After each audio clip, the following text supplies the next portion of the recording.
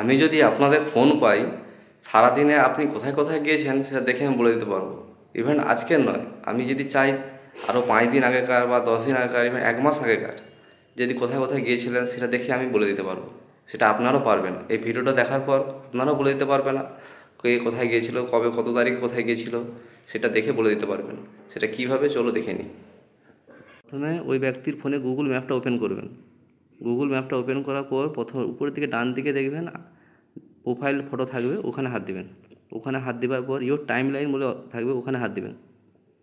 হাত দেওয়ার পর নিচের দিকে দেখতে পাবেন আজকে সারাদিন কোথায় কোথায় গিয়েছে এটা দেখতে পাবেন। তারপর টুডে বলে অপশান আছে, ওখানে হাত দেবেন। ওখানে হাত দেওয়ার পর যে কোনো ডেট, কবে গিয়েছিল বা কবে কোন ডেটে জানতে যাচ্ছেন সেই ডেটে হাত দেবেন। হাত দেওয়ার পর দেখবেন সেই ডেটে কোথায় কোথায় গিয়েছে বা কিসে গিয়েছে, বাসে বা সাইকেল বা ট্রেন, সব কিছুই দেখতে পাবেন।